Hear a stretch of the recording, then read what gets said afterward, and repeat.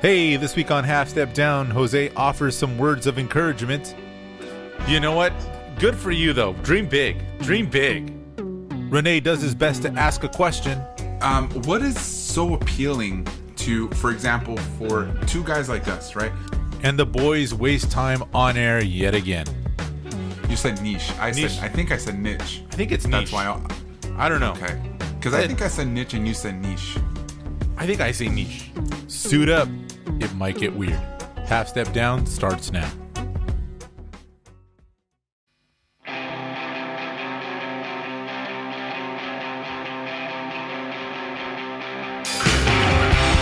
know, if you listen to me now and a week ago, can you agree that I just sound a hell of a lot better than what I did a week ago? You sound much better.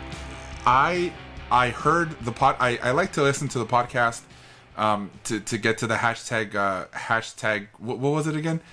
Oh God. We were on hashtag road to 30, but now we have to update it because we hit 35. Hashtag road to 40. Road to 4-0, baby. On that 4-0. But I like to, and I would say that probably 18 of those listens is probably me. Mm-hmm. No, it's just I like to hear myself just to make sure what I've done and what I can do better to try to improve and stuff. Excuse me. But then you hear it, and I'm just like, man, I sound so bummed out.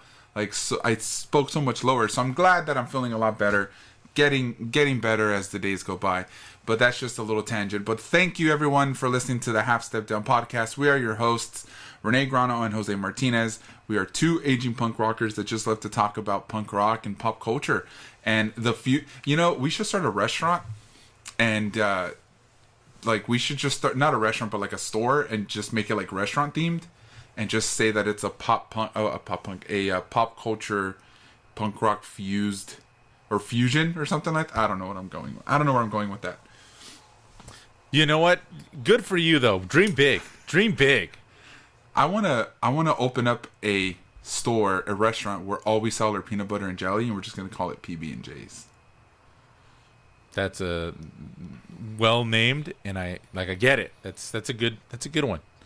I think about it. Wouldn't it be right now would be the best time to open up a restaurant like that? I think right now anything where people have to come in and get stuff. Now's the time. Strike when the iron's hot. What if it was curbside? Yeah, that would work. And let's be honest, man. PB&J, it's not a lot to it. A lot of jams, jellies, and marmalades. There you go. Which are basically the same thing.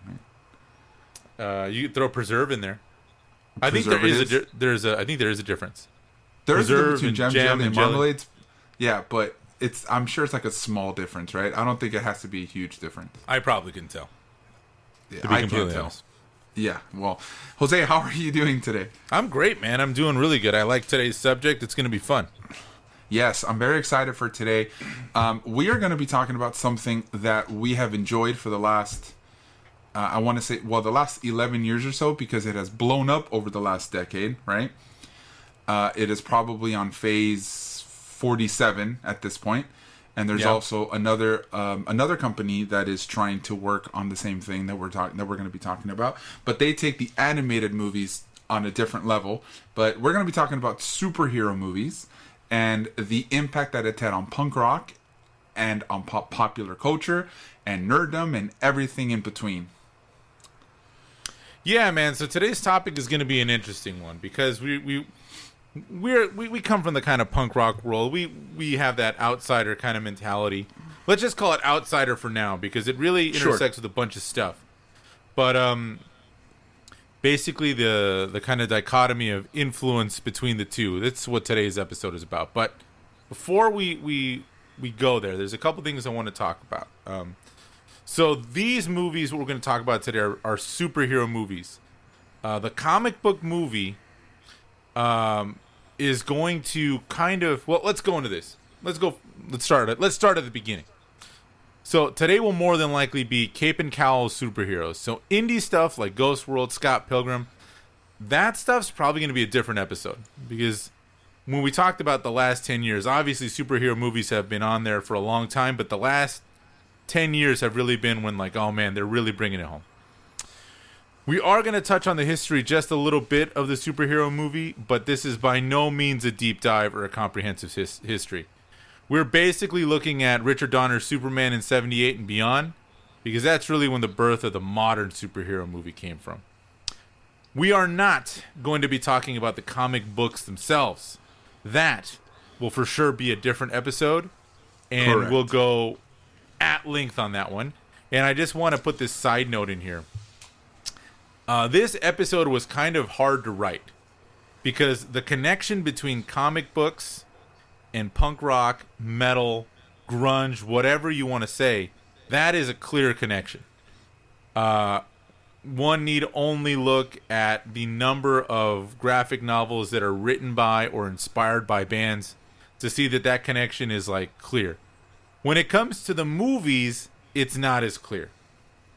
And then finally, when we're looking at this subject, it really became clear that we're starting at the end, mainly because these two cultures, kind of punk rock outsider stuff and comic books, the journey that they went on, it has a lot of similarities in terms of becoming this big phenomenon. And I think that's where the meat of this episode will be. So as we said, we're going to talk about these two different kind of cultures, seemingly unrelated and how they're related. Remember that comic book movies, especially superhero movies, have been on the screen in one way or another going all the way back to the 30s. So they've always been in popular culture. It's always been on everybody's minds. But we're really, like I said, not talking about anything pre the 78 Richard Donner Superman. And seeing how the music we love and the culture we love is influenced by the other culture that we love, which is basically nerddom and comic book stuff. What is so appealing to, for example, for two guys like us, right? What makes these movies, all of the superhero stuff, what makes it so appealing for people like us? You know, I mean, there's always... I mean, the heroes in these books, right, and in the movies, obviously, are these kind of outsiders. They're always often, like, misunderstood. They can be misfits, with the exception of, like, Superman, who's kind of this all-American, like, guy. He's like the Hulk Hogan of comic books. Yeah, like, he's almost too powerful, and he has to, like, pretend to not be powerful. There's always some quirk about these guys. They're damaged in some way. So I think that's why, in going back to why this episode was kind of hard to write, that's why the books are so influential to the musicians. And what's weird is when we talk about punk, the whole thing is not becoming too big, not becoming like a sellout. But these movies are basically just pumped out to make money, and yet we still love them. And I think it's because we grew up watching these things in our minds and always wondering, man, this would make a really cool movie if they could just do it right. And they started doing it right.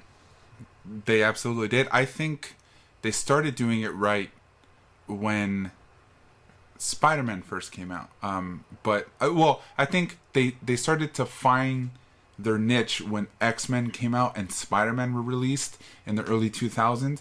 But obviously Iron Man was by far the epitome of what a superhero movie was supposed to be. That's just my opinion. Because I think The Dark Knight is a different, it's on its own, it's on its own tier. Because I feel like The Dark Knight isn't a superhero movie. It became its own entity. You know what I mean?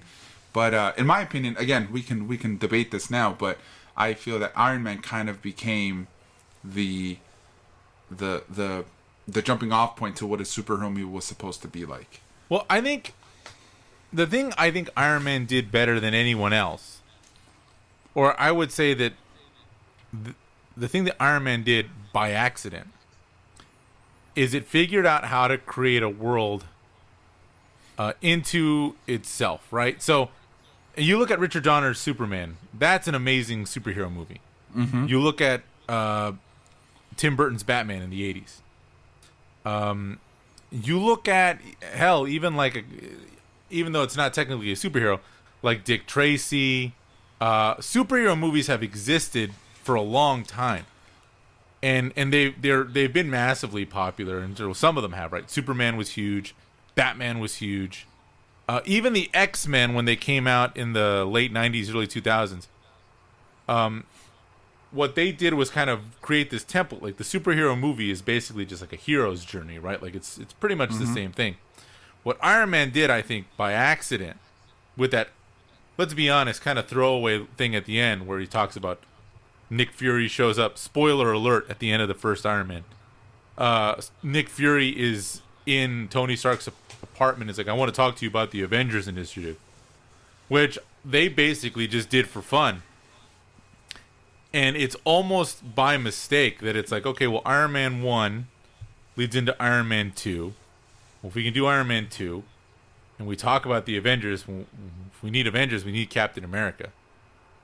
And then you just start slowly piecing it together. And I was going to say that really when the wave, in terms of thinking like we can make this into its own Marvel cinematic universe, was when the first Avengers came out.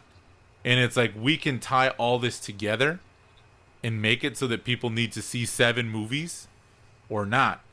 Because you can watch all 7 movies and you have a better idea of what's happening in Avengers. But if a person were to go in and just see the Avengers, I think they would have got it. And I think that's something that no one else figured out. Superman, like Richard Donner's Superman, it would have been weird for Batman to be there. Yeah. And to your point, the Dark Knight trilogy by Chris Nolan was somewhat based in reality. So it would have completely thrown everything off if just Superman showed up, right? Because he could just solve all the problems.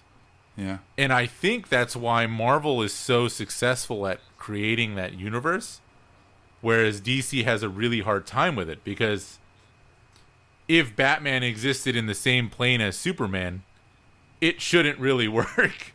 Yeah. Because Batman has no powers. The comic books kind of allow it, but I think what really brought it home was Marvel's ability to just kind of throw it all in and make it work. Well, I think it was on accident, right? The Iron Man thing at the end, but to be able to do what they did in 10 years, well, we've talked about this before off air, but to do what they've done in 10 years is something that, in my opinion, will probably never be done again. I know that they're still going on, but the way they compiled their stories to where you felt like you had to watch everything was incredible. Now, I'm going on a limb and saying that I haven't seen all of them. There's a handful of movies that I never watched, and it's not because I didn't want to. It's just, we'll get into this topic a little later, but it's just a little too much for me, right? But going back to like the 78, the Richard Donner Superman. Now, Richard, like those Superman movies at that point, up until the 80s, was kind of the only thing you got to watch when it came to superhero movies, if it wasn't on TV, right? Like when you had the Spider-Man and Friends, or some of the animated series that they would come out with back then. And then you get into the 80s, and then you have Tim Burton's Batman, and then you go to Batman Returns in the early 90s. If you go and think about the idea of how saturated those movies were, non-saturated, right? Because you had just a handful of movies that were being released every handful of years, compared to now where you have so many superhero movies. How many superhero movies do we get on average per year? Probably 3. And that's just Marvel, and that's not including the DC stuff that's coming out and all that other stuff. Like, it is by far. Do you feel like the market has been saturated with these things, or is it something that people still want to watch? I mean, I think it's something that people want to watch. I mean, they don't. Disney is a business, right? So they're going to keep pumping out what people are watching, right? That has been my biggest criticism of the kind of the Marvel movies. As much as I love them, they are basically the same movie over and over again. Yeah. But, and it's not to say that there haven't been. I mean, I'm looking at this list that we have. So going back even further, like there's always been superhero stuff on the silver screen. It was just never taken as seriously, right? So it would be a movie serial, it would be something else like that. it'd be like a Batman short before whatever movie you're going to watch. I think what's happening now is kind of creating that whole universe where it's like the TV show is related to the movie, and now you've got multiple TV shows that all kind of feed into each other. And I think that's something you're going to start seeing a lot. Mm-hmm. Because I think once you have that blueprint, and you're seeing it with Star Wars, right? Yeah. You had the 9 core movies. Now you have a bunch of spin-offs, and now you have a TV show that is kind of reviving the franchise yet again. And finding ways, because from that TV show, there's already like 2 spin-offs coming off of that. So I think you're going to start seeing this. I think once DC figures out what tone they want to go with, because we got to figure out, I think that the thing that Marvel had is the fact that they're owned by Disney, right? Yeah. Disney has no shortage of money. No. And let's be honest, they got someone that cared. I mean, Jon Favreau is great.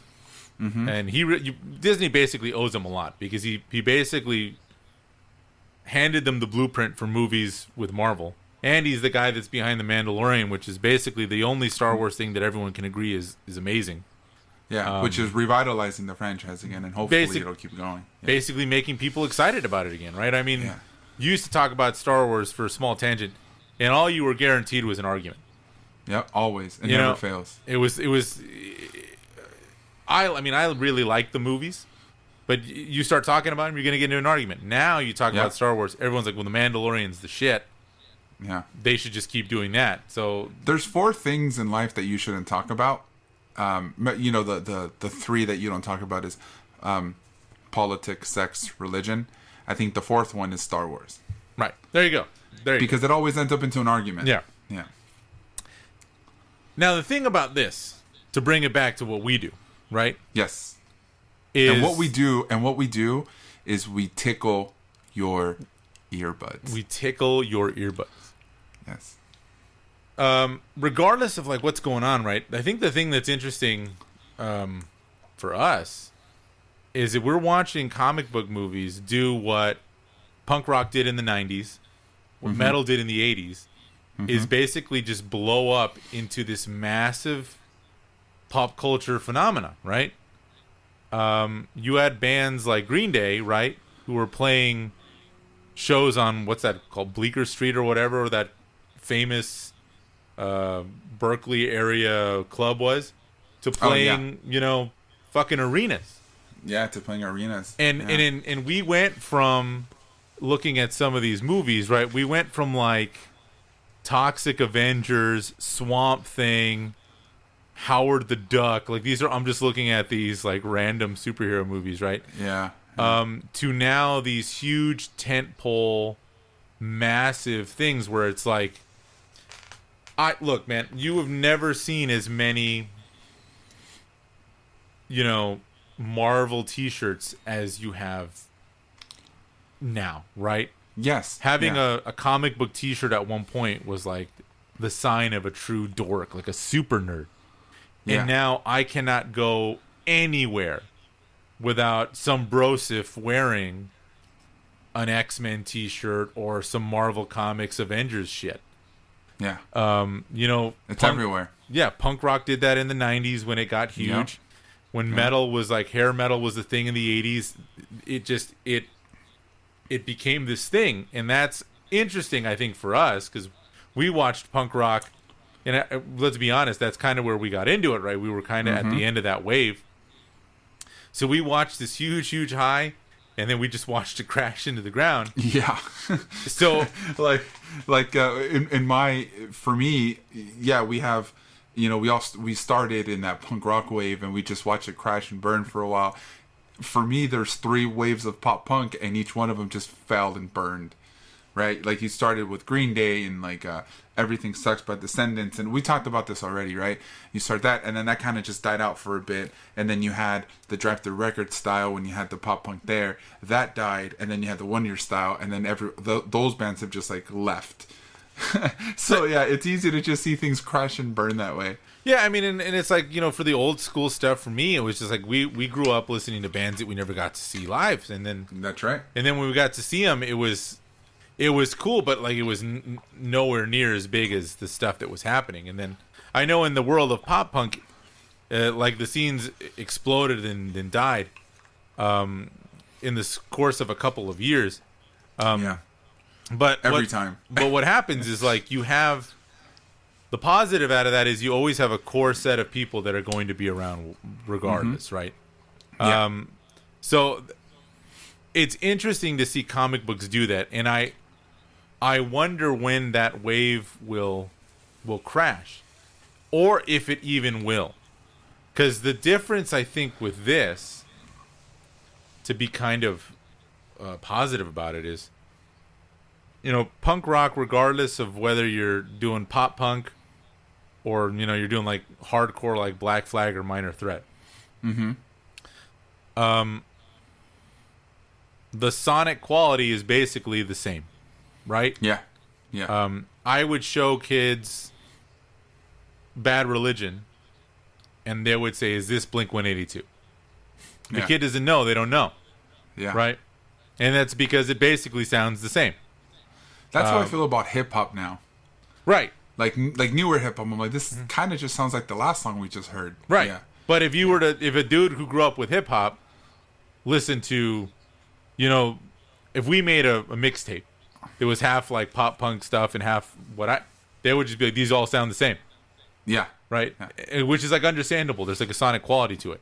Mm-hmm. Whereas with this, with the comic book kind of, just with comic books in general, like you can find a comic book for everyone's taste, right? Yeah, absolutely. And with the Marvel universe, you're able to do that. Like, WandaVision has this weird kind of kitschy, like sitcom-y thing to it on top of this comic book story. Yeah. You can have, looks like we're going to get one with Doctor Strange's, might be a horror type movie. Some of the Captain Americas are more espionage thriller type movies. So maybe they can just keep running with this. People won't get tired of it because it's in a different wrapper. Yeah, it's interesting because just like you said, these superhero, especially these Marvel movies, have like you said, right? They have just like this sonic sound, like this sonic view to it, right? And it, like we talked about before, they're all basically the same.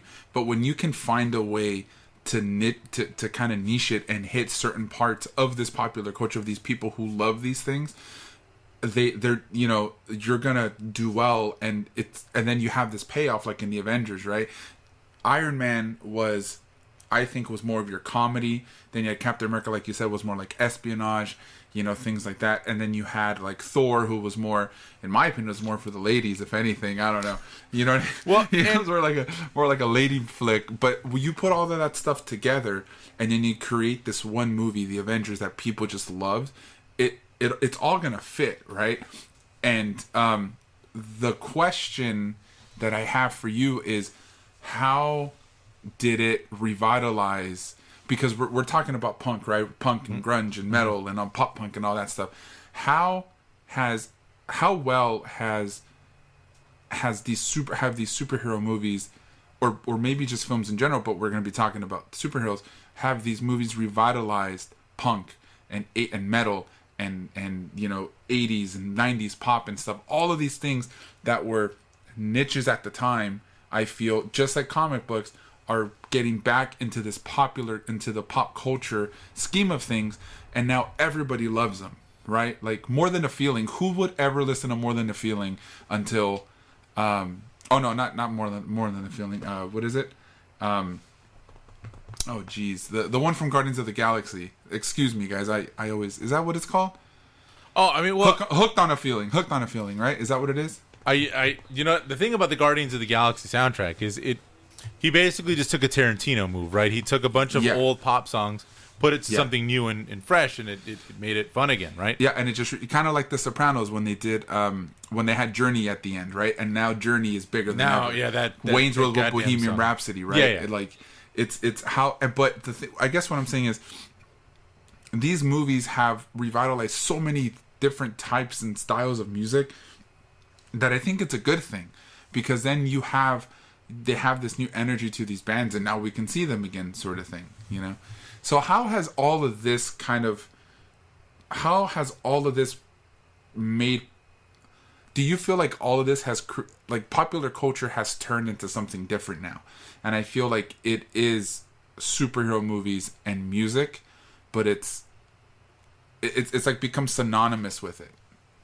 I mean, to be completely honest, I looked at this from a point of view of these fandoms. While now there's always going to be that intersection. I don't know if the movies have done anything for punk or like metal or that kind of outsider music culture, other than there's kind of some dichotomy there in terms of like there is some kind of clear connections, right? So you've got, like, for example, you were talking about Guardians of the Galaxy. I know James Gunn came from the Troma world. If those of you who don't know what Troma was, it's like early 2000s, like gore movies, right? And anytime you do any kind of gore things, you're gonna have punk and metal kids that are into it. I know Jimmy Urine from Mindless Self-Indulgence is in the Guardians of the Galaxy movie because James Gunn is friends with him. He's friends with him, yeah. I know, there were certain things, like in the first Iron Man, he's building his suit. He's listening to Suicidal Tendencies. Yeah. I know there's some of that influence there. And then when we get to the comic book episode, we can talk about how that influence is clear because, I mean, for God's sakes, there are so many bands that have songs about comic books or that were inspired by comic books. There are so many graphic novels that are inspired by albums. It's a thing. In terms of the movies directly influencing that culture, I'm sure it's there. It's just not as clear as it once was, because you got to remember these movies are coming out in the post-internet world, right? Yeah. Where it's, I like to think of it. We talk about being aging punkers because I don't know if punkers are the same as they were. I mean, obviously they're not, but now, and we've talked about this on other episodes, right? It's a lot easier for kids to be into 50 different types of music. Even though, while it's easy for that to happen, you do find these kids who find that little niche and just hit with that and won't deviate. But that's a whole different topic. Is it niche or niche? Did I say niche? You said niche. I think I said niche. I think it's niche. That's why I don't know. Okay. Because I think I said niche and you said niche. I think I say niche. Okay. I think we need to spell it out phonetically. I don't think that helps, but we don't even know how you pronounce it. Yeah. I was going to say, because we don't know how to because it's pronounced two different ways to us. Even if we wrote it out phonetically, I think it wouldn't work for us. Yeah. And I think, so like looking at this and watching these two scenes kind of do the same thing, it's kind of like, my whole thing was wondering, like, when is this bubble going to pop, if it is going to pop at all? And then does it necessarily help the core of the fans, right? So one of the things you and I had brought up is, so these movies are bigger than ever, right? Mm-hmm. But comic book stores are closing. Like, yeah. It's kind of like, a band like Green Day or Fall Out Boy or whatever other fucking, quote unquote punk rock band or pop punk band or metal band. They grow up to be this huge fucking phenomenon, but does that help the scene in general, right? Yeah. Some would say no, right? You're always going to have that core of kids that are into punk rock, metal, whatever. You're always going to have that core of people that are into comic books and stuff. But do these movies necessarily help those comic book shops? No. I mean, it's been shown that, like, the movies are replacing the books, not helping the books, right? Yeah. And it's funny you mention that because I have a nephew who loves the Marvel movies, the DC movies, and he says he loves to read the comic books, but I see him and he doesn't read the books as often as he watches the movies. And that, as a comic book guy, we've been reading books for so long, it's kind of sad to see our little niche, right? Our little comic book bubble kind of falling apart, even though they are the influence to what is bigger than ever, and it's these superhero movies coming from DC and Marvel, right? And it sucks because I look at it and all he talks about is, he loves to talk about, not all, right, but he loves to talk about, the new stuff that's coming out. He's my leak, bro. Like if I haven't caught something on the internet, he's the one that's keeping me involved, right? But then when it comes to the books, he's, I want to go read them. I'll read the new, like when the new Civil War came out, I'll read that and stuff like that. But it's not like it was, right? It's not like us where we'd get our books every Wednesday. And while we're buying these books, we're also going to watch these movies. So it definitely is falling. Yeah, you can definitely. I mean, there's stores just. I mean, I used to work at Atomic Comics in Arizona when I lived out there, and they closed down. You know, and it's just, and they had 4 stores. They were the biggest chain in Arizona, and they closed down. And that was just kind of a bummer to find out. You're like, man, yeah. And that's because, look, at the end of the day, like when it becomes this huge popular thing, it's not the same as what it was, right? And that's the story of punk. That's the story of metal, right? Like, you've got so many bands that influenced other bands that never end up getting their comeuppance, or their comeuppance is not as good, right? Like, probably my favorite band of all time, The Descendants, is never going to get the recognition that, Blink-182 and Green Day and all these bands that they inspired. The Velvet Underground is the band that inspired 1,000 bands, and if you tell some random person on the street that they don't know who they are. Yeah, Fugazi, right? One of those bands, songs, one of the most influential albums or 2 EPs of all time, and you have all, like we talked about that in our old episodes where they, how many people have said Fugazi 13 songs is one of the most influential things they've ever heard, and that's what got them to do what they did, but they don't get recognition, right? So do you feel sorry, go ahead. And like I was gonna say, like with the comic books, it's the same thing, right? You're just not gonna get the same level of response because it's not this big thing. If you read the comics, they're very different than the movies. You know what I mean? And it's just kind of and comic books just in general are complicated. It's hard to get into comic books. The movies are simple. You watch them in this order, and even if you don't watch them in this order, they kind of make sense. Like unless it's a part 2, right? Unless it's like a sequel or But then even then, like they do a pretty good job of making the movie entertaining enough because you kind of understand. Whereas like like you pick up an issue of X-Men now. It's like I picked up my pull not too long ago. It was actually yesterday. Like the shit the X-Men are doing in the comics is fucking very different than they were doing in the last couple movies. And God knows how they're going to bring them into the Marvel universe, right? Yeah. I think WandaVision is what's going to bring them into the MCU. Are you caught up on that? Not entirely. I just started actually. Okay. But from what I've read, I haven't read spoilers, but it looks like they might be. You're not wrong. Yeah. Oh, you know what? It's funny because it's funny that we're on this topic because I was having this conversation with my girlfriend's sister a couple of days ago, and she was like, I want you to watch WandaVision. I said, you know what? I said, I will start on WandaVision. I said, I'll start watching it.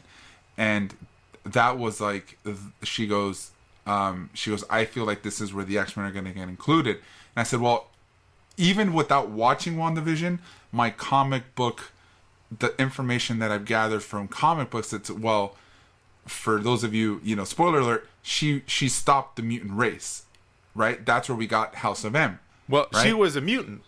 She was a mutant that stopped the mutants. Right, and that's where House of M came about. Remember when she said no more mutants, and then that's how it happened. Yeah, and hold on. I gotta make sure I in the comics, isn't she Magneto's daughter? Yes, she is Magneto's daughter. So like that was the thing when what was it, Age of Ultron, where they first introduced her? Yes. I'm like, oh, well, maybe now we'll start to see some semblance, but I also knew, because of course I'm a nerd, I know that Marvel did not have the rights to the X-Men. Yeah. But again, like, and this is just kind of a, what it ended up happening with Marvel, right? Is they sold off their characters piecemeal, but it's like, oh, but she's a mutant, so is Quicksilver. So, and like, since you're not caught up, I can't talk about it. But yeah, there's a big reveal in one of the episodes where you're like, oh shit, this might be happening. Yeah. But either way. What I'm trying to say is she didn't care. She's like, oh, cool. You know what I mean? It's like, yeah, the influence in the movies to want her to like, oh, maybe, because I was a little more in depth. Like, I'm kind of just, spitballing what I said. But I was trying to give her information on how it happened and what she did to stop the mutant race and how the mutant race started again, which was Messiah Complex. And that's the kind of stuff that you're never going to see in the movies. Messiah Complex would be actually pretty rad to see in the movies, or even House of M, like if they can do that with the X-Men. But I was trying to explain it to her, like, oh, House of M is great. I said, I have it if you want to read it. But the influence that they have, that these TV shows and these movies have on the comics just isn't the same. No. And that's that's what I was getting to. It's like, well, that sucks. That's fucking movie magic, right? The other example I always talk about when it comes to this stuff is the Lord of the Rings, right? Yeah. I remember having only read The Hobbit in my life. Yeah. But when the Lord of the Rings came out, that was a big fucking deal, because if you knew anything about fantasy or you played D&D, you knew that Lord of the Rings was basically the blueprint for all this shit. Mm-hmm. I remember in 9th grade we had to do a fucking classic book report. I did The Hobbit, and that's when I first read it. Mm-hmm. I remember having this girl sit next to me, one of the cuter girls in the class. And we had like this sit next to you acquaintance, like friendly acquaintance vibe going. Yeah, of course. So she'd be like, "What'd you read?" And I'm like, "I read this. It's like your classic nerdy fantasy book." She read some drama about whatever. And I'm like, yeah, it's actually a really good book. Chicken Soup for the Soul. I don't know what the hell she read. But she was like, yeah, like that's just not my thing. Come senior year, fucking Lord of the Rings comes out. She's like, that was such an amazing movie. It was so good. And I'm like, well, yeah, but like I told you about the book and you said you weren't interested. And she's just like, yeah, but the movie. And it's like, yeah, because you have Orlando Bloom and you got Viggo Mortensen. Like, I think the thing that nerds do is we're able to visualize that shit in our brain, and we know how cool it'd look. And fucking that Hollywood hires nerds to make it look like that. That's why we play D&D, Jose. That's why we play D&D. Yeah. But yeah, I mean, you're absolutely right. Yeah. I'm not. The reality is, I mean, it happens with my students all the time, right? They love the movies, and I'll bring in some of my books. I have like a shelf of like comics that are safe for school. You should read this. Maybe some of them will read it. Even though I would argue like readership of like comics is up for a lot of kids, but I bet you a lot of them are reading manga. And I think manga is just easier for kids to get into. Manga and anime is blowing up like crazy. Yeah. I mean, I see kids reading manga all the time over comic books. Yeah. And that... manga is easier to read. You know why? Yeah. For a small tangent, I explained this to a kid one time.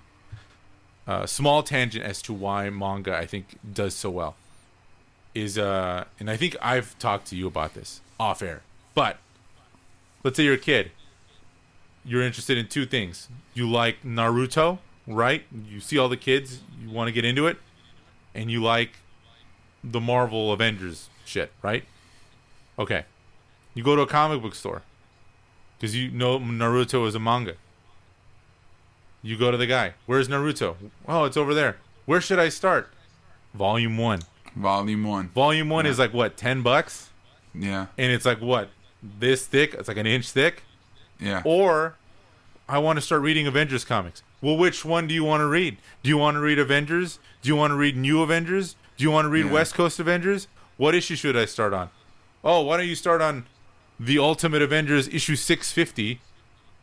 I'm 650 behind. Well, no, you can jump on here, but then it's going to cross over to here, and it's like, all right, how much is this book? $4, and it's 30 pages, and it's like, well, fuck, dude, like it's just you'll more finish economical. It in 10 minutes. Yeah, and you'll finish it in 10 minutes. Now, I love that form of reading, but like some kid or some mom who's got to shell out the money, it's going to be like, get the Naruto. Yeah. And besides that shit, if you're into that, there are 700 episodes of fucking Naruto. Yeah. And then there's like a sequel fucking series that has like what, 300 episodes? It's a fucking insane amount of content. Yeah. Which is like, honestly, I think behind closed doors, Disney's like, we got to figure out how to compete with that. Yeah. Because, dude, like, And this is kind of the beautiful thing about it, right? Imagine being a kid with that much time and knowing, like, you fall in love with, like, One Piece and knowing that you've got 1,000 episodes you can get through. Yeah. Like, knowing that you've got that world to just fucking live in. Yeah. Which That's is true. fucking, Yeah, no, that's absolutely true. Fuck, dude, yeah. you can't compete that with was that me shit. That was me with Ice Shield 21. I started reading Ice Shield 21 and I finished it all, and I was like, you mean I can now watch this anime of like 100 episodes? Yeah. And just killed it. Yeah. That's true. It's absolutely true. So that was my small It's kinda like, manga time. it's kind of like the Pokemon thing, right? Yeah. It's ongoing. It doesn't stop. Yeah. What's your take on the Pokemon the McDonald's thing? People just buying boxes and boxes of it. One of my friends from high school was like number 5 in the country. Pokemon, And dude. just buying them? No, in terms of like he would go to tournaments. He'd fly out to tournaments. Okay. He was like okay. number 5 in the country. There are pictures of him at tournaments, like this thugged out Asian gangster with like a 12-year-old, and he's just like, whatever the Pokemon, he was winning, and he went out and bought like 6 boxes. But the thing, what throws me off about that is they're just collector cards. Like, you can't even play them in tournaments. Like, they're not tournament legal, is from what I'm told. But you know, nerds collect shit, right? Like, that's just what that's they true. do. Yeah. And you know what? To his credit, he went to a Gen Con, I think, years ago, and I still have. He brought me a Mage Knight prototype that they handed out. Oh, wow. And he's like, dude, this is worth like $50. And he sold a shit ton of them. He made a bunch of money. And I still have it on my shelf somewhere. That's I rad. think it's Mage Knight. It's like one of those ones, but I remember just thinking like, fuck, dude, like that's legit. Yeah, But, it's I actually, it's funny because I had read up on like Pokemon because I play Magic, and they have age groups in Pokemon now. So like you can be a pro player, but if you're 25, you only play in the ages of 23 to 28 or whatever it is. That makes a lot of sense. Yeah, like now there's like an 8 to 12-year-old age group of pro players, and then it goes up to 13 to 7 or whatever it is. And I said, wow, that's interesting. And then I was asking one of my nephews, because he's big into Pokemon, I said, why do they do that? And he goes, well, because they don't want to see some 12-year-old play against a 33-year-old play Pokemon. Like, I don't know. It's just different, I guess. I don't know how it because in Magic there is no age groups, right? But Yeah. I think it's because of Yeah, Magic doesn't have cute anime like things that are made to sell for kids, right? Yeah. Yeah, it's like weight classes in boxing. Like, Yeah. you know what I mean? It's just there's going to be a level of maturity to each one of those things. Yeah. Yeah, that's true. Yeah. But it's man. It's just, and that's another thing. Like, that's another. I mean, I've been to punk shows with fucking dudes wearing Pokemon shirts. Like, Yeah. now, growing up, that would have never been a thing. And that's I think that just plays to the popularity of these things, right? Like, bringing it all back to this. Like, the nerd culture and the outsider culture have become kind of this intertwined thing. We talked about it on our Hot Topic episode, right? How much of Hot Topic's wall now is fucking Marvel shirts and anime shirts, right? Yeah. It's just that's where we're at. Yeah. It's true. I mean, that's. But you know what? What a great time to be a nerd and to just love everything. Like, we're not being pessimistic on all of it. We're kind of just giving our own 2 cents on what we think about everything and how it's come about with music and all that stuff. But what a great time to be a fan of anything. And that, I think, that's the thing I think people need to take away from this. Okay? At the end of the day, you have more content for the things that you want than you ever did. Than ever. Growing up as a comic book fan, I never thought I'd see any of this shit on the big screen, other than maybe like, you know, some cartoons, right? And I remember in the early 2000s, Marvel was pumping out some of these animated features, and they were really good. But yeah, DC just blows them out of the water, though. DC does a great job too. But it was like, what else did we have? Right? Yeah. We didn't have anything else. Yeah. And honestly, as soon as DC figures out how to get their shit together, I know they're really. I cannot tell you, they're really banking on this Snyder cut of Justice League. Oh yeah, of Justice League. Yeah. Now I have not seen anything from DC other than I've seen Man of Steel, I've seen Wonder Woman, and I've seen Suicide Squad. Man of Steel I did not like as much. Suicide Squad was basically, to me, it was just like a music video. It looked cool. I'll watch Margot Robbie in that Harley Quinn outfit all day if you'd like me to. I'll watch Margot Robbie in anything. More specifically, Wolf of Wall Street. Yeah, Wolf of Wall Street is great. And Wonder Woman was good. Yeah, Wonder Woman was good. And, I haven't seen 84. I've heard mixed things. Yeah, I haven't seen Batman vs. Superman. I plan on watching these because I'm going to watch Batman v Superman and I will watch the Justice League non-Snyder cut. Oh, the non-Snyder cut. I'll watch the non-Snyder cut just to see what's up. And then I'll watch the Snyder cut. But it's like, I mean, all these people are like, release it, it's going to save. What is it going to save, bro? Like, this franchise is kind of like dead in the water right now. Like, I don't know if DC is planning to do other stuff. I know they did Wonder Woman, and I know they're going to do Flash. What else are they doing? Yeah. They did Aquaman, didn't they? Oh, and they did Aquaman. I forgot about Aquaman. Oh, there's another Suicide Squad. So I guess they're doing stuff, but yeah, they're doing some stuff. Like but they're not pumping them out as fast as and I think it's as fast as Marvel movies are, right? Yeah, and I think it's because they just they can't agree on a tone for their stuff, their shit. Yeah. Why does it have to be so edgy? Yeah. It's like you know what? And we've had this conversation before, though, and we both agreed. I think we both had. Excuse me. I think we both had the. Oh, I'm having a coughing attack. Sorry, guys. I apologize for the hashtag Road to 40. Road to 40. I think.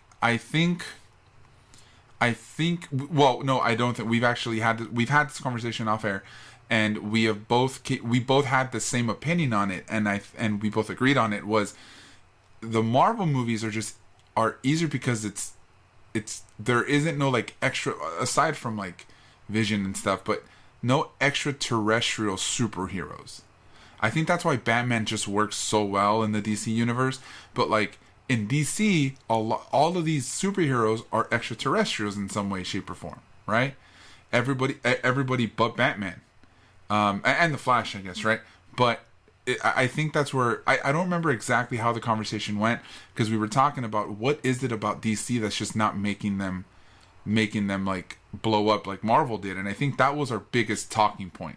That was, for you and I, was our biggest talking point. It's like it's hard for them to bring all these things together because they're so powerful. Like if you think about it, if you think about the superheroes in DC compared to Marvel, would you think that the DC superheroes are a lot more powerful? Well, yeah. I mean, that's the thing, is DC was completely based in fantasy. Yeah. I know that sounds silly when we're talking about comic books, because so is Marvel, but like that was Stan Lee's whole thing, is like, I want to somewhat base these in some kind of real thing, and I want to make sure that it happens on Earth, like, right? You know what I mean? Like, it's in New York, it's not in Metropolis. Yeah. And honestly, there's a way to do it at DC. Because that was one of my concerns when like the Avengers first came out. Is like, okay, so Thor is basically a god, and they figured out a way to make him fit. The Hulk is the Hulk, right? Yeah. And fucking Iron Man has this crazy suit. So what are Black Widow, Hawkeye, and Captain America gonna do, right? Captain America is just a really strong dude who can throw a frisbee. Hawkeye has just cool arrows, and then Black Widow is like crazy martial artist, right? Yeah. And you know what? Like, they fucking made it work. The dudes that can do crazy shit were doing crazy shit. What was Captain America doing? He was saving people. So it's like, okay, you can do that in DC, but Batman is so busy being angry, apparently. Yeah. And fucking Superman is so busy being brooding that it's like, well, I don't know what the fuck. And again, like, this is me just talking shit because I haven't seen the movies. Maybe they're great. And maybe the Snyder Cut is going to be the most fantastic movie I've ever seen, and it'll save that franchise. But dude, I don't think it's gonna save. I think it's gonna reboot it, right? I think this is where it starts. Because everyone is hyping up the Snyder Cut, and if it does what it's supposed to do, then maybe it's just going to start the DCU. Now you know what I mean? But you've seen the Justice League, right? I've seen it. Yeah. Okay. What can the Snyder Cut do and add to make these things cohesive? Well, they're saying that it's even longer. So I think it's kind of like our I think the Snyder Cut is going to is going to basically give like story to plot holes that were given in the movie. Okay. And that's what I think is going to happen. That's just me. So we'll see. I saw it once. I saw it in the theater. I don't remember much of it, but I remember I was like, it is what it is, sort of thing. So I don't know. I mean, I'm not big into a lot of superhero movies as I was. I watch most of them. Try to. Well, I shouldn't say most. I try to watch most of them. I'm not as excited as I was. You know what I mean? So we'll see. We'll see how. I'm more excited for Coming to America. There you go. There you go. It's coming out March 15th. Everybody on HBO Max. Oh no, Prime. It's gonna be on Prime. Prime. Yeah. Coming to America 2 is gonna be on Prime. All right. So we've talked about the superhero movies. I mean, the comic books are going nowhere, right? Superhero things is there are more superheroes coming. I'm obviously interested in some of the.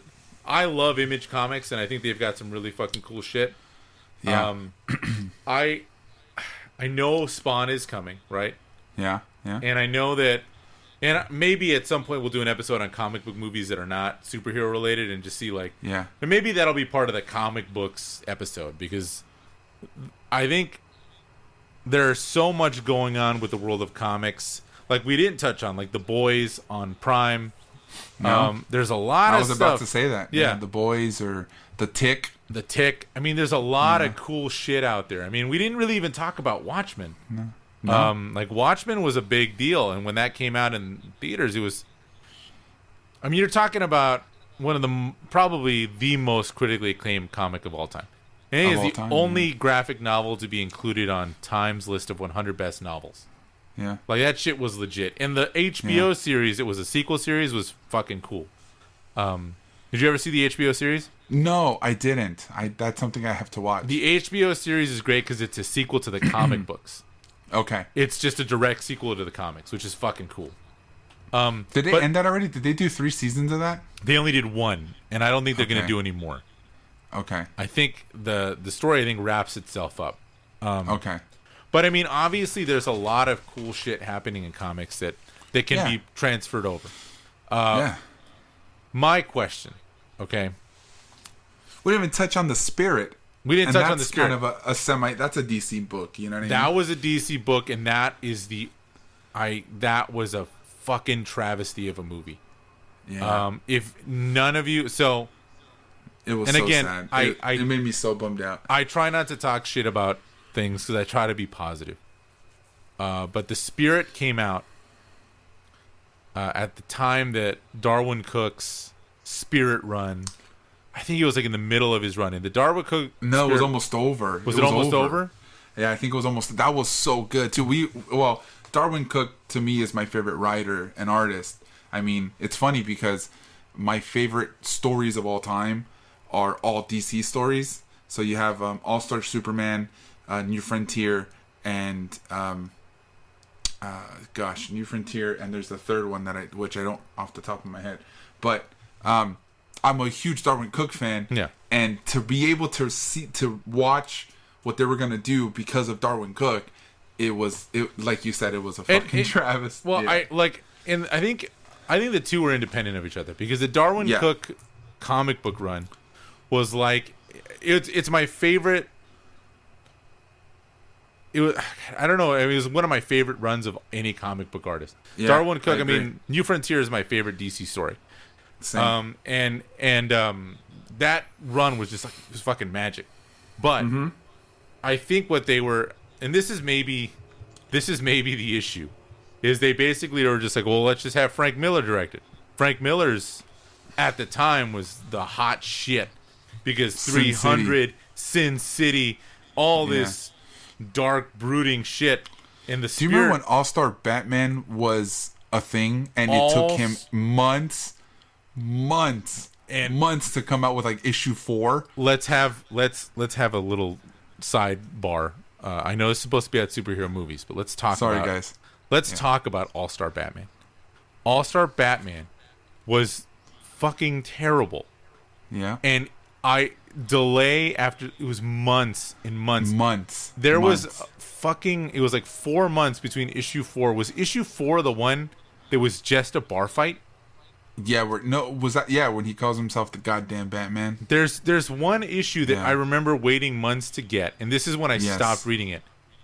Where all that happened, it was either the entire book or half the book was just a bar fight. It was just a bar fight. And I'm like, was that dude, the same issue where he beats up Robin? I think he beats up Robin really early on.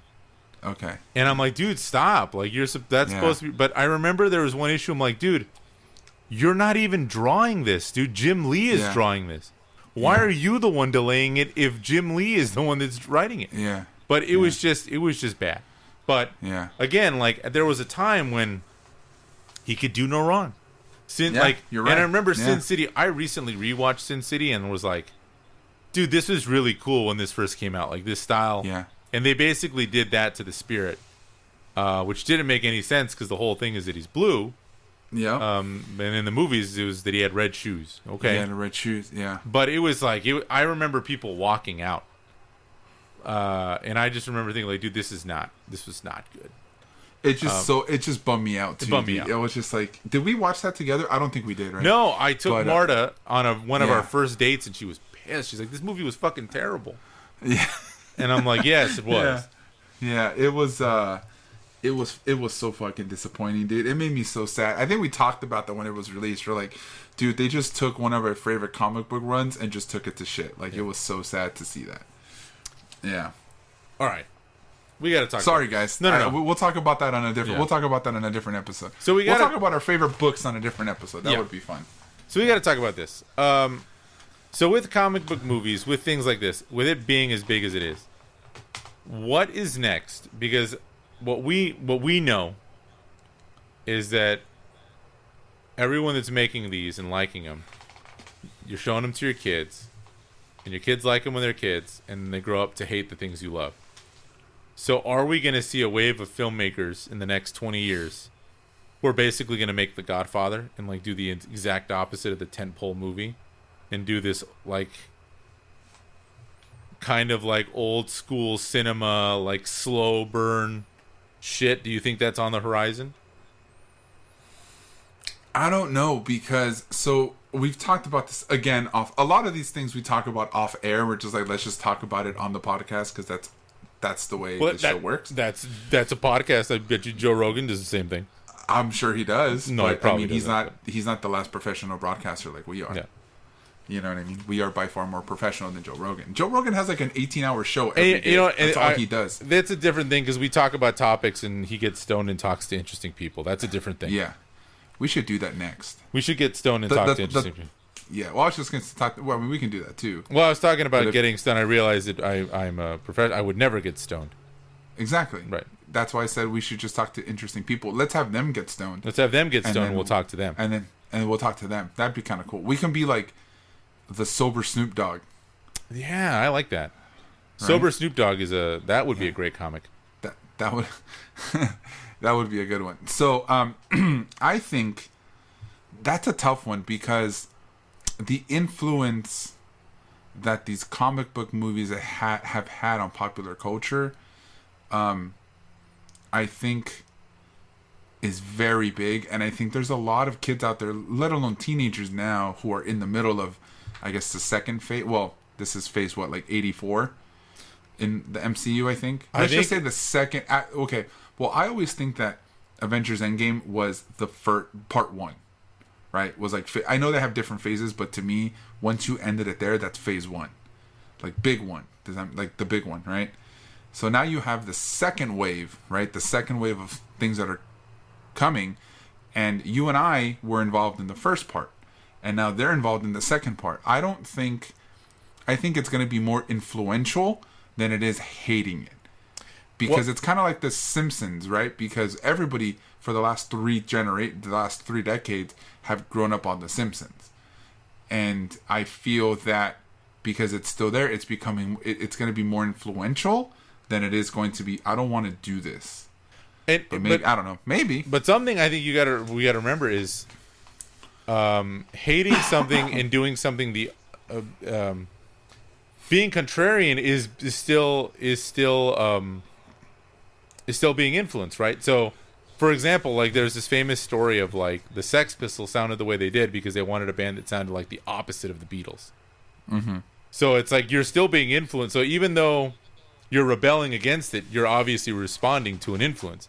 So I wonder if the tentpole movie will be a thing where like kids are just going to be like, I want to do something more akin to experimental film or something like that. Mm-hmm. Now, that might also be as big as these movies are, right? There is also just a fucking plethora of other shit that's happening, right? Like you've got foreign films that are easier to watch than ever. So the influence is now coming from so many different places. And that's why, honestly, I am really excited because you're going to have so many different things kind of blending together now with, like, you know, the new filmmakers that are going to come out and do cool shit. Mm-hmm. Yeah, it's definitely going to be an interesting time. I mean, on Q, just being able to say that whatever Marvel and DC are going to bring, at the end of the day, it's exciting for superhero fans, for nerds, for people who are into that stuff, just like Star Wars and just like, you know, just like the new Godzilla stuff that's coming out. You know, me and my cousin, me and Romeo are super excited for the Godzilla stuff. Him and I talk a lot of Godzilla, so we're very excited for that. You know, it's a great time to just be into anything, and it's also a good time for people to say, I want to do something like that, but completely opposite, right? Yeah, yeah. So you're right. I mean, I think we're gonna have a plethora of, and especially now because it's so much easier to watch content. Mm-hmm. And I think I don't know about you, but in my opinion, sometimes I'm just so overwhelmed because people say you have to watch this, you have to watch this, you have to watch this. I'm like, I'm just gonna watch Seinfeld because it's just too much content to catch up on, right? Yeah, yeah. But at the same time, it's also a plus because there's so much content. There's an opportunity for us to find something that we want to watch, and it's going to be so much easier. So I think it's going to be a good, like, I know right now because of the pandemic, there's a lot of movies being streamed for like Wonder Woman 84, right? Like that was streamed for a month. Soul was streamed for a month. Coming to America is going to be streamed for a month. Godzilla vs. Kong, all that stuff. But even so, like, I think that's gonna stick around even when movie theaters open, but at a different pace. But to be able to do something like that as a filmmaker and then say, hey, Netflix is gonna pick up my indie film. You know what I mean? Like the next Kevin Smith is probably out there, and instead of having to go to Sundance, it just gets picked up on Netflix. You know, which is pretty rad, you know, to be able to do that sort of thing. So yeah, we're going to see a plethora of just so many different things, so much content that's going to come out. And I don't think it's just going to stick to film. I think we're going to see TV shows that are going to do that too. Because now it's not on cable anymore. People don't have to watch it if they don't want to, right? Well, yeah, I mean, and that's the thing, right? Like there's the internet, even if it's not on a big service, right? You can just put that shit on YouTube. Yep. Yeah, you're in complete it's going to be great. It's going to be good. Absolutely. Yeah, it's going to be great. And on that note, guys, why don't I do have an interesting, a fun game for us to play. You ready? Let's do this. On theme, why don't we name our top 5 in no particular order, but okay, our favorite 5 superhero movies. I'm terrible at picking favorites. Off the top of your head. If I had to, top of your head. Yeah. The Dark Knight, Logan, Avengers,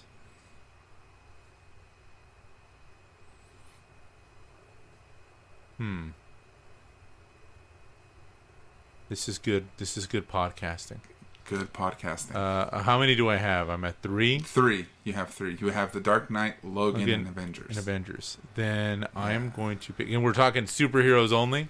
Yeah, superheroes only. Superheroes only. Ninja Turtles, I guess, are technically superheroes.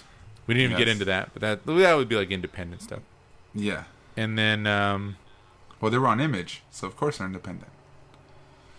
Not at the time they weren't, but I think that was an independent movie just in general. Yeah. That was a Golden Harvest movie. Did you know that? Yes, I did. And I can't name a 5. Okay. I'm terrible at this. Okay. I'm going to go with Ninja Turtles. And then I'm going to go with The Dark Knight. let's go with Spider-Man 2, the Sam Raimi one. I'm going Spider-Verse. That's my fifth. Okay, Spider-Man 2. Spider-Verse is pretty good, but that's animated. I don't know if that counts. Is it a movie? It is a movie, but it's an animated movie. We didn't define. Was it a movie that got a major theatrical release? Yes, it was. Then it's a movie. All right. You got me on that. You got me. My mouth was open. My mouth was open. You got me on that. Did it have the star power? It had Post Malone on the soundtrack, bro. Post Malone. It did. Yeah. I'm gonna go with, what did I say? Ninja Turtles, Dark Knight, Spider-Man 2. I'm gonna go with Iron Man, and I do love Scott Pilgrim. Not a superhero movie though. Not a super. Oh, damn it! He's a superhero, isn't it? No, he's not. Right? He's more a video game character. Yeah, I guess not. Okay. This is great podcasting. This is great podcasting. Is us just sitting and thinking.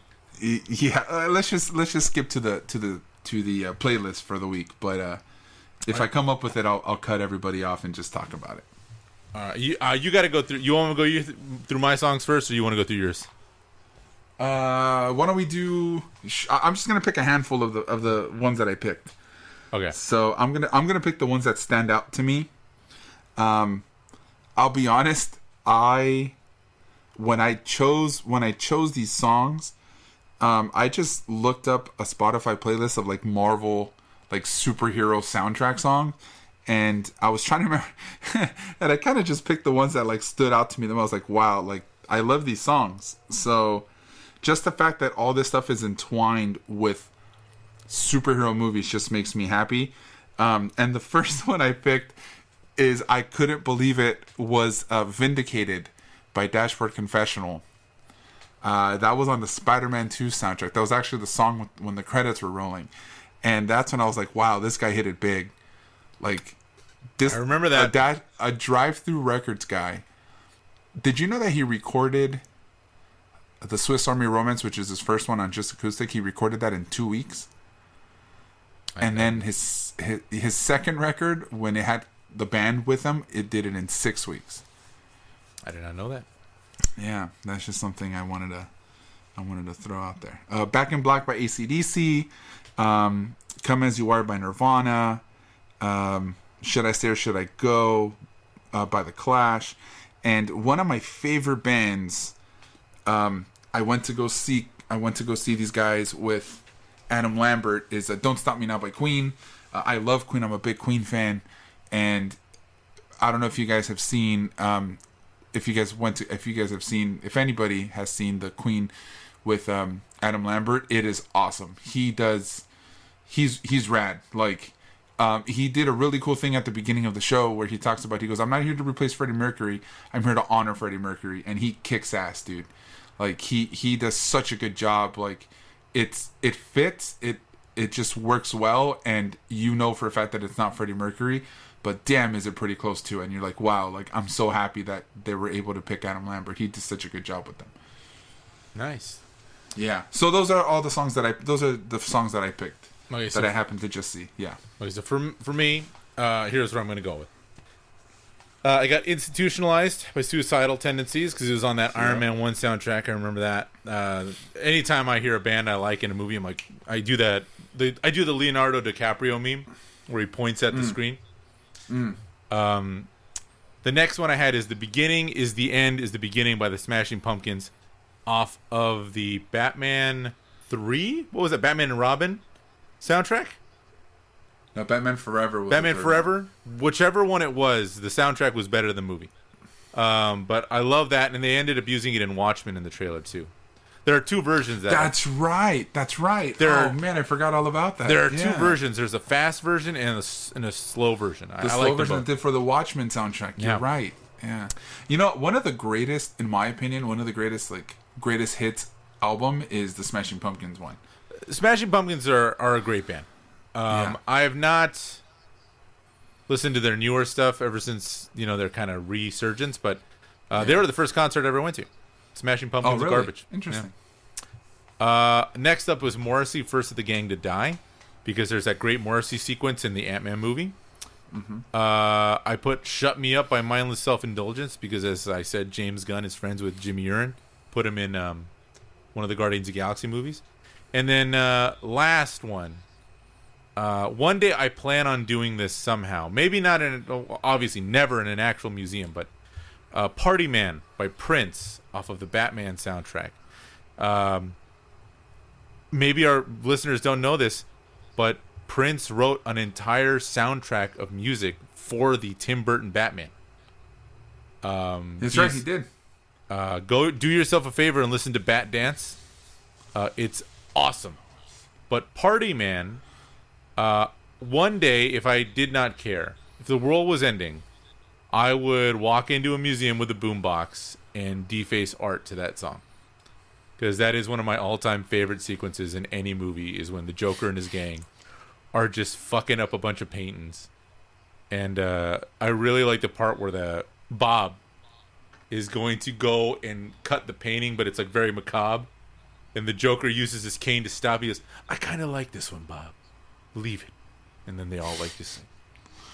Yeah. And an interesting, just one last thing, for years, and I think the Honest Trailer guys actually pointed it out, is where the Joker, Jack Nicholson, tells Bob to follow Vicky Vale. And he goes, "Remember, Bob, you are my number one, and I could never figure out what he said. And I think he said, "You're my number one guy." And I think they talked about it on a... They're like, what does he say in this line? Anyway. Should we get to plugs? Interesting. Yeah, let's get to the plug. I'm still trying to figure out what my number 5 is. What the 5th one is. But let's get... Jose, where can people find us? All right, guys. You can always find us... podcasting. This is great podcasting. Remember, ladies and gentlemen, free podcast. You get what you pay for. Yeah, that's right. All right. The one-stop half-step down shop is halfstepdownpod.com. You're going to find the links to everything there. If you are on Instagram and Twitter, follow us at halfstepdownpod. We don't post. But we will start. We have... You know what's so funny? We say that at the end of every episode. We really have to step our game up, guys. But we should you know just what? hire somebody for free, like an intern or something, at the Half Step Down headquarters. But you can always check out our Instagram stories, which I do tend to do, for previews of our playlist. We thank you for that, Jose. Facebook.com/halfstepdownpod. You can find some posts there. You can watch our shows on YouTube, even though I have not uploaded the last episode. I'm going to do it tonight. YouTube, just go to the search bar, Half Step Down Pod. If we can get to 100 subscribers, we can get a custom URL. So let's get there. I think we need to set the bar higher and just hashtag Road to 100. Road to 100. I think we have to. We got to do it. Yeah. Road to 100. We're going to do 100 because then that'll help us get a custom URL on YouTube. So that would definitely be a goal for us. Let's hit hashtag Road to 100. Road to 100 subscribers. Road to Hundy. Yeah, Road to Hundies. Of course, check out our Spotify playlist. The link is in description. Please rate and review us on Apple Podcasts, wherever you get your podcast. And please spread the word with hashtag HalfStepDownPod. And then last but not least, of course, make sure you listen to Half Step Down Radio on TitanRadio.org every Thursday at 7. That's me, every Thursday at 7. That's right. That's right. Where I play a bunch of punk music and pop punk and whatever tickles my fancy. Have a good night, everybody. No, I don't think we can go yet until I figure out my 5th movie, man. So here's what I'm going to say, guys. Yeah, while he's figuring out his 5th movie, I think next week we're going to have a Shoot the Shit episode. I don't know what we're going to call it. What are we calling him? Something Ramble. Ramble, Half Step Down Ramble. I think so. HSD Rambles or something. HSD Rambles. Yeah. So it'll be a Ramble episode. We're going to be talking about current events. And then after that, we'll have another theme episode. I'm not sure what it'll be, but we'll have another theme episode. Yes, we will have another theme episode. Somebody did, I think it was on Twitter, they said that they wanted us to do a Harry Potter theme episode, so that would definitely be in the works too. That'll work. I'm not a big Harry Potter guy. We definitely have to do a Doctor Who episode. I think that's definitely on the horizon as well. Yeah, that's for sure. Yeah, that's definitely on the horizon as well. So that should be fun. And I'm just gonna say, I think I'm just gonna say Superman, the Richard Donner film. I do love me some Superman. I like the one with Richard Pryor's in it. I do like that one a lot. Superman 4? Superman 4. I like it, man. I like it. Just because it's Richard Pryor. Yeah. Kind of fit, yeah. But I'm going to go with the first one. All right. That's my fifth. Yeah. Okay. Yeah. Yeah. There it is, guys. There it is. Let's do it. If I find a sixth one, I'll let you guys know. But thank you, everyone, for tuning in. We really appreciate it. Jose, have yourself a great night. We will see you guys next week, and we'll see you guys then. Take it easy.